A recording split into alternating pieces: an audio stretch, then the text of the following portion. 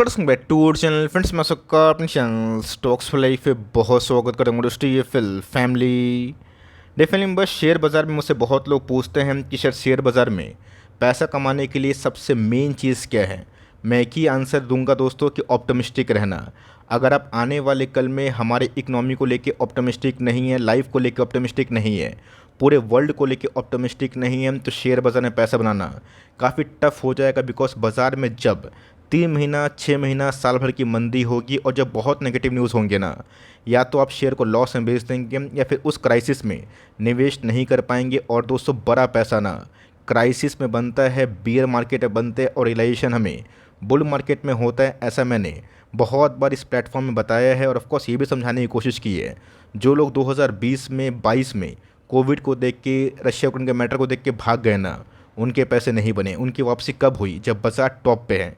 तो इसी बीच में गाइस 3 ऐसा पिक है जो मुझे लगता है कि आने वाले दिनों में बहुत ही अच्छा रिस्पांस बाज़ार से पा सकता है।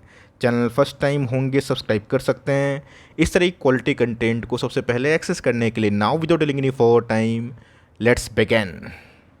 सर मैं क्यों बोल रहा हूँ? सबसे पहले दोस्तों मैंने क्या बताया कि ऑप्टिमिस्टिक रहना बहुत ही इंपॉर्टेंट चीज़ है। बिकॉज 2023 में दोस्तों बहुत ही बड़ा हल्ला था। क्या हल्ला था कि 2023 में पूरा वर्ल्ड इकोनॉमी रिसेशन की चपेट में आएगा। डो जोन्स 20,000 का हो जाएगा, निफ्टी 12,000 का हो जाएगा। और ना ना दोस्तों कितने सारे न्यूज़ ने ना बहुत लोगों को डिस्टर्ब किया। बट जिनका माइंडसेट पॉजिटिव था और जिनको अपने इकोनॉमी में भरोसा था, जिनको अपने शेयर भरोसा था, आज देख लीजिए कि 2022-23 का प्राइस हमें क्या देखने को मिल रहा है। ये बात अलग है कि कुछ कुछ कंपनी अभी भी वैसा परफॉर्मेंस नहीं दी है, लेकिन उनमें भी दोस्तों हमें आने वाले दिनों में स्ट्रॉन्ग एक्शन देखने की उम्मीद है। अब 2023 को लेकर दोस्तों क्या घटनाक्रम हुआ और मेरी कमेंट्री क्या रही, आप सबको अभी तक अच्छे से पता है। दोस्तों ये तो माना जा रहा था कि 2023 में ऐसे बहुत सारी कंपनीज काफ़ी कोलैप्स हो सकते हैं, आईटी कंपनी बचेगी नहीं, ऐसे दोस्तों बहुत लोग अनुमान लगा रहे थे। बट सबको छोड़ के अगर आप देखें तो आईएमएफ के चीफ ने भी दोस्तों बताया था कि 1/3 जो ग्लोबल इकोनॉमी है ना, ये रिसेशन को एक्सपीरियंस करेगी। लेकिन दोस्तों जो हमारे सामने अभी फैक्ट्स एंड फिगर्स है ना, वो कम्प्लीटली डिफरेंट देखने को मिल रहे हैं। और जिन्होंने दोस्तों उस पोजीशन में नहीं माल बेचा, वहाँ पे गट्स हिम्मत से पैसे बनाए, वही पैसा वाला बने हैं। तो बहुत लोग दोस्तों सोचते हैं कि लक से पैसे बनते हैं। बट दोस्तों जब क्राइसिस भरा माहौल आता है ना, लक से ज़्यादा इंपॉर्टेंट करेज होता है। और करेज तभी आपको होगा जब आपके पास ट्रेमेंडस अमाउंट ऑफ नॉलेज रहेगी। यहाँ दोस्तों सारे ऑड्स को फाड़ के चीर के डो जोन्स सभी के टाइम 40,000 के आसपास है। और दोस्तों अभी तो जो न्यूज़ हमें देखने को मिल रही है ना, उसको सही में हमें स्वागत करने की आवश्यकता पड़ सकती है। मैं क्यों बोल रहा हूँ? तो जी हाँ दोस्तों, कहाँ पे लोग बोल रहे थे कि पूरा वर्ल्ड मंदी के चपेट में है, जीडीपी -1%, 2%, 3% होगा। और ऐसा नहीं कि नहीं हुआ। यूएस बाज़ार को छोड़ के दोस्तों यूके की बात की जाए, यूरोपियन मार्केट की बात की जाए, वो रिसेशन की चपेट में आए। लेकिन दोस्तों वहाँ पे इकोनॉमिक कोलैप्स नहीं हुई, बल्कि फिर से हमें एक रिवाइवल की कंडीशन देखने को मिली। और दोस्तों अभी के टाइम जो Q2 का जीडीपी अपडेट यूएस का देखने को मिल रहा है ना, वो काबिल तारीफ़ है। जहाँ पे अनुमान से का 30% की ग्रोथ हमें देखने को मिल रही है, जो इस बात का साफ क्लियरेंस देता है कि फेड को अब गर्मी नहीं नरमी दिखाने की आवश्यकता। और फेड को ग्राउंड लेवल पे जो सुस्ती हमें देखने को मिल रही है इकोनॉमी में ना, उसको तंदुरुस्ती में कन्वर्ट करने के लिए सिर्फ एक ही उपाय देने की आवश्यकता है, वो है रेट कट। अगर रेट कट होगा तो 2-3 कंपनी को, 2-3 सेक्टर को ना काफ़ी रिलीफ की साइन मिल सकती है। कंपनी दोस्तों मेरा बहुत ही पुराना और बहुत ही अच्छा पिक एवेन्यू सुपरमार्ट। मुझे पता है कि टॉप से अभी भी कंपनी थोड़ा सा डिस्काउंट में मिल रही है। बट दोस्तों यही तो कैच है ना, आने वाले कल में गैस रेट कट से इनके नॉन एफएमसीजी सेगमेंट को काफ़ी बूस्ट मिलेगा। कंपनी के Q1 के नंबर्स के बाद फाइनली कंपनी 5,000 के ऊपर बेस फॉर्मेशन कर रही है, जो अपने आप में इनके शेयर होल्डर्स के लिए, लॉयल शेयर होल्डर्स के लिए बहुत ही अच्छी खबर मानी जाएगी। साल में दोस्तों कंपनी 40% भाग गई है। मुझे दोस्तों बहुत सारे कमेंट्स देखने को मिले थे कि सर आप लिख के ले लीजिए कि एवेन्यू सुपरमार्ट 2522 हो जाएगा। अब दोस्तों आप देख सकते हैं कि 3500 के बाद कंपनी 5,000 के आसपास ट्रेड कर रही है। बाज़ार में दोस्तों हमारे मुताबिक होगा कोई गारंटी नहीं है। मैं बहुत बार सही जाता हूँ, बहुत बार गलत जाता हूँ। बट जहाँ सही जाता हूँ वहाँ पैसे मल्टीप्लाई ज़्यादा होते हैं, और जहाँ गलत होता हूँ वहाँ दोस्तों या फिर नो प्रॉफिट नो लॉस में होता है, फिर माइनर लॉस। आपको दोस्तों 100% एक्यूरेसी रेट से ना कोई भी एनालिस्ट दुनिया का नहीं मिलेगा, कोई म्यूचुअल फंड नहीं मिलेंगे, कोई एफआईज नहीं मिलेंगे। और इस बात को एक्सेप्ट करने में मुझे कोई ही परेशानी नहीं है। बिकॉज मैं भी इंसान हूँ, 100% एक्यूरेसी रेट किसी का नहीं। लेकिन दोस्तों मैं इतना जानता हूँ कि कंपनी ग्राउंड में अच्छा काम करेगी ना, आपके पैसे बनेंगे।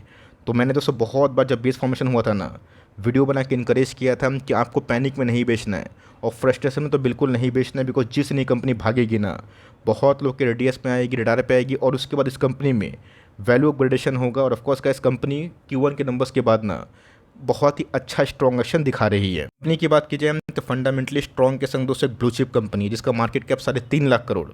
कंपनी दोस्तों एक साल हाई के जस्ट करीब है, 3500 से हमें अच्छी खासी बाउंस बैक देखने को मिल रही है। Price trading 127। रीज़न भी है, कारण भी है, बिजनेस मॉडल का इस कंपनी का इतना शानदार है ना कि आपको बता नहीं सकता हूँ। एक और भी कैच है, मैं दिखाऊंगा ज़रूर, बट यस कंपनी के ROC ROE इस इंडस्ट्री के हिसाब से काफ़ी अच्छे हैं। तो समझिए ये कंपनी प्राइस वैल्यूएशन पे क्यों ट्रेड करती है, बिकॉज इस कंपनी का जो बिजनेस मॉडल है काफ़ी यूनिक है। इसका यूएसपी क्या है, अपने ही लैंड पे दोस्तों स्टोर बनाती है और ऑफकोर्स इसीलिए दोस्तों ये डिस्काउंट दे पाती है। और आप समझिए कि जब ये कंपनी खुद का स्टोर मतलब अपने लैंड पे बनाती है, तो दोस्तों आने वाले कल में जो इनका एसेट है ना उसकी वैल्यू सोचिए। आने वाले 10 साल 15 साल के बाद दोस्तों आपने देखा कि मैकडोनल्ड्स की कहानी क्या है, वो भी वही कहानी करते हैं। कुछ लीज पे दिए वो अलग बात है, लेकिन यस उनका कोर बिजनेस क्या है कि अपने ही लैंड पे वो स्टोर को परचेज करके ऑफकोर्स बनाते हैं। इससे क्या होता है, उनका रेंटल इनकम बहुत बचता है। और दूसरा दोस्तों जब उनके एसेट्स की बारी आती है ना, उनके पास इतने एसेट्स होते हैं लॉन्ग टर्म में ना कि कंपनी ऑफकोर्स उसी से ही खुद ही मालामाल होती है और लॉन्ग टर्म शेयर होल्डर्स को भी ना काफ़ी मालामाल करती है। और दोस्तों कंपनी के नंबर्स अनुमान से काफ़ी अच्छे थे, कंपनी के रेवेन्यू काफ़ी अच्छे थे। 14,000 करोड़ के संग दोस्तों कंपनी के OPM में भी हमें अच्छी खासी बढ़ोतरी देखने को मिली और इस फिगर के बाद कंपनी बहुत ही अच्छा प्राइस एक्शन हमें शो कर रही है। वाटर होल्डिंग की बात की जाए तो राधा कृष्ण दमानी सारी कंपनी हमें देखने को मिलती है और अधिकांश दोस्तों जो स्टेक हैं वही लेके बैठे हैं। FIS ने कहा जून क्वार्टर में अपने स्टेक को थोड़ा सा बढ़ाया है और 3 क्वार्टर्स उनकी होल्डिंग थोड़ी बहुत बढ़ रही है। DIS को थोड़ा बहुत मौका मिलता है, वो प्रॉफिट को बुक करते हैं। बट दोस्तों अनलकीली अगर आप देखें जहाँ पे स्टॉक प्राइस नहीं भागता है ना, मैं देखता हूँ कि मेजोरिटी पब्लिक होल्डिंग काफ़ी कम होती है। बहुत सारी केमिकल्स कंपनी में गैस हमने देखा कि केमिकल्स नहीं चले तो पब्लिक होल्डिंग कम हुई और बेस बना के बॉटम बना के बहुत सारी कंपनीज वहाँ से काफ़ी रफ्तार से भाग रही है। तो इस कंपनी में भी वही हुआ। नंबर्स ऑफ शेयर होल्डर्स अगर आप देखें तो पब्लिक की काफ़ी कम हुई और उसके बाद स्टॉक में हमें एक्शन देखने को मिल रहा है। इस नोटिस करिएगा कि कंपनी दोस्तों एक बेस फॉर्मेशन के बाद हमें इस महीने क्लोजिंग अगर 5,000 के ऊपर देती है तो ये दोस्तों पुराना जो हाई है ना इसको तोड़ देगा। बिकॉज कैंडल की बात की जाए इसके विक तो ऊपर गए थे बट कैंडल की बॉडी काफ़ी छोटी थी। लेकिन अगर आप दोस्तों स्ट्रेट लाइन देखें ना, यहाँ पे गैस कंपनी इस लेवल को ब्रेक करने के बाद जो 6,000 7,000 10,000 आने वाले 2-3 सालों के लिए रेडी हो रही है। और ग्राउंड पे दोस्तों रेट कट से ना फ़ायदा होगा और रेट कट की जल्दीबाजी आप ना करें। भले रेट कट में समय लग रहा है बट जिस दिन का इस रेट कट होगा वो काफ़ी लंबा चलने वाला है और ऐसा मैं नहीं, यूएस फेड ने साफ साफ बोला है। कंपनी की बात की जाए आवास फाइनेंशियल, मुझे पता है दोस्तों कि आवास ने अभी तक बहुत लोगों के हाथ में कुछ दिया नहीं, लेकिन यस अब देने की बारी है। इस बार का इस बजट में उतना तो अच्छा इन्वेस्टमेंट पॉइंट ऑफ व्यू से हमें तो बजट नहीं लगा, लेकिन यस कुछ कुछ जगह पे हाई कैपेक्स भी प्लान देखने को मिला, जिससे क्या होगा कि ऑफकोर्स रियलिटी सेक्टर को, रियल एस्टेट को काफ़ी बूस्ट मिलेगा। और ऑफकोर्स जो NBFC है जो हाउसिंग फाइनेंस में काम करती है उनकी दोस्तों बहुत ही अच्छी चाबी लग सकती है। तो कंपनी हमें 3,300 का स्टॉक एक बार दिखाई पड़ा था और वहाँ से इस कंपनी अभी भी 50% डिस्काउंट पे मिल रही है। साल के परफॉर्मेंस की बात की जाए तो एक साल में कंपनी मात्र 10% भागी है। बीच में तो इस कंपनी 1,300 के आसपास भी आई थी और वहाँ से हमें 1,900 के आसपास भी हाई लगाते हुए दिखाई दी है। यहाँ दोस्तों अगर आपको लगता है कि रेट कट से हाउसिंग फाइनेंस को फ़ायदा होगा, जो कि होने की संभावना काफ़ी हाई है क्योंकि मार्केट में लोन सस्ता होगा तो कौन नहीं उठाएगा। अभी तो गैस बहुत लोग घर लेने से डर रहे हैं बिकॉज उनको लगता है कि काफ़ी हाई इंटरेस्ट देना पड़ रहा है। और एकदम सही है तो इनके गैस Q1 के नंबर्स इस स्ट्रेस वाले माहौल में जहां बजाज फाइनेंस जैसी बड़ी NBFC ने स्ट्रेस जाहिर करी है ना, उस कंडीशन में इनके नंबर्स का मुझे इस क्वार्टर के काफ़ी हेल्दी लगे जो आज के दिन ही हमें दिखाई दिए हैं। इनके साइज़ की बात की जाए तो कंपनी छोटी है, 14,000 करोड़ के आसपास की मार्केट कैप, लेकिन दोस्तों कंपनी के अंदर वो पोटेंशियल ज़रूर है कि अगर आप इसको लंबा टाइम देंगे ना तो कंपनी कंपाउंडिंग मशीन की तरह काम करेगी। HDFC लिमिटेड जो कि इस मर्ज होकर HDFC बैंक के संग एक नया एंटिटी बना चुका है, इसकी कहानी भी यही थी कि स्लोली साइलेंटली कंपाउंडिंग मशीन थी। अभी तो गैस अर्बन और रूरल दोनों में ही हमें 3 करोड़ जो घर हैं वो बिकने का मतलब बन के बिकेंगे, ऐसा कुछ न्यूज़ हमें देखने को मिल रहा है जो गैस प्रधानमंत्री आवास योजना के अंतर्गत आता है, जो गैस कंपनी को काफ़ी टेलविंड्स देते हैं। कंपनी का प्राइस होल्डिंग 27 के संग कंपनी की ROE 14% के आसपास दिखाई देते हैं। गैस नंबर्स की बात की जाए मिक्स सेट ऑफ नंबर्स थे, ना उतना ज़्यादा अच्छा ना उतना ज़्यादा खराब। कंपनी के रेवेन्यू की बात की जाए आप देख सकते हैं कि ईयरली बेसिस में बढ़ोतरी है बट क्वार्टरली की बात की जाए फ्लैटिश काइंड ऑफ माहौल देखने को मिल रहा है। कंपनी के नेट प्रॉफिट की बात की जाए 110 से उसमें हमें 126 मतलब 16 करोड़ के आसपास इजाफा देखने को मिल रहा है। बट क्वार्टरली फ्रंट की बात की जाए उसमें थोड़ी बहुत गिरावट। एनपीए की बात की जाए तो ऑफकोर्स नेट एनपीए बिलो 1% जो कि ठीक ठाक माना जाएगा, और ग्रॉस एनपीए की बात की जाए 1% के लगभग, जो कि अमूमन हमने बहुत सारी कंपनीज में देखा है। एक चीज़ नोटिस करिएगा कि प्रमोटर की होल्डिंग ऑफकोर्स अनचेंज्ड है, और ऑफकोर्स जो एंजल इन्वेस्टर्स है उन्होंने अपने स्टेक को बेचने का बीच से प्लान किया था मनी कंट्रोल के सोर्स के द्वारा। अब वो निकलेंगे तो कोई स्ट्रॉन्ग हैंड्स पार्टिसिपेट करेगा। एफ और डी एस दोस्तों दोनों अगर आप देखें तो अपनी होल्डिंग बढ़ा दी है इस क्वार्टर में, जो एक बहुत ही पॉजिटिव संकेत है। और एज यूजुअल पब्लिक होल्डिंग गिरी क्यों है, तो बहुत लोग जो फंस जाते हैं, जिनको लगता है ऑप्टिमिस्टिक नहीं होते हैं, 2-3 साल का हेडविंड्स अगर वो फेस नहीं करना चाहते हैं, नहीं कर पाते, उनको लगता है कि ये सब कंपनी चलेगी ही नहीं, तो निकलते हैं। और जिनको तो सब बाजार की समझ है, इकोनॉमी की समझ है और लॉन्ग टर्म का तजुर्बा है ना, उनके लिए कैसी ऑफकोर्स एक अपॉर्चुनिटी में कन्वर्ट हो सकती है।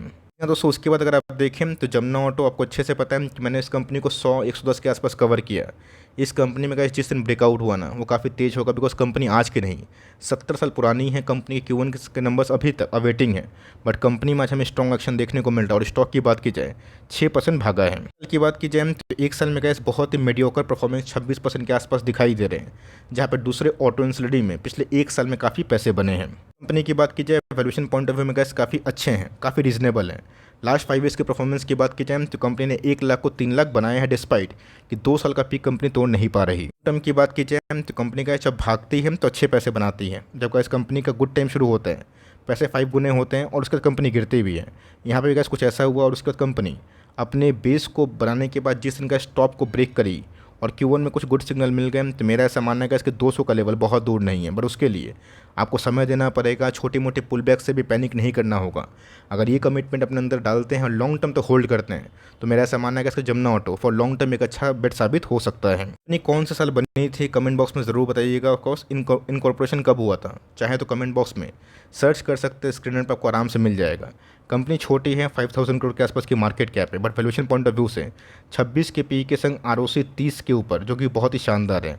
और ऑफकोर्स कंपनी का इसीलिए बहुत ही दूसरे स्टॉक से अभी के टाइम अंडर वैल्यू जोन पे चल रही है। कंपनी के नंबर्स का Q1 के अभी तक नहीं आए हैं, लेकिन इस कंपनी के सेल्स की बात की जाए वो ठीक ठाक वे से ग्रो कर रहे हैं। कंपनी के पैट के फिगर भी काफ़ी अच्छे वे से ग्रो कर रहे हैं, जो हर साल गैस हमें एक अप ट्रेंड को शो करती है। दोस्तों प्रमोटर होल्डिंग की, तो प्रमोटर का अधिकांश स्टेक इस कंपनी में है 50% के आसपास। रही बात FIs की होल्डिंग थोड़ी बढ़ी है, DS की होल्डिंग थोड़ी बहुत कम हुई है। पब्लिक की होल्डिंग की बात की जाए उसमें भी गिरावट हमें देखने को मिल रही है। तो इस कंपनी Q1 के नंबर्स के बाद आप चाहे जज कर सकते हैं। रही बात और दो कंपनी की, दोनों के नंबर्स गैस काफ़ी अच्छे हैं, खासकर डीमार्ट के। आवास की बात की जाए, अगर आप इकोनॉमिक डिस्टर्बेंस को, स्लोडाउन को देख रहे हैं ना, उस कंपेरिजन में नंबर्स अच्छे हैं। तो तीनों में से कौन सी कंपनी आपको अच्छी लगी कमेंट बॉक्स में ज़रूर बताइएगा। और यस, कोई दोस्तों डिस्क्लेमर, बाई सेल रिकमेंडेशन नहीं है, आपको जो लगता है वो करिए। ये गाइस मेरा पर्सनल ऑब्जर्वेशन है, जो कि मैं अनबाइस्ड होकर शेयर करता हूँ। रेस्ट स्टडी पर्पस आप चाहें तो इस कंपनी को खुद के पॉइंट ऑफ व्यू से जज कर सकते हैं। वीडियो अच्छी लगी तो प्लीज़ लाइक करिएगा, और चैनल फर्स्ट टाइम होंगे सब्सक्राइब करके बेल आइकन को प्रेस करना भी ना भूलिएगा। दोस्तों मिलते हैं जल्दी ही, तब तक के लिए bye. Thanks for listening friends, God bless you all.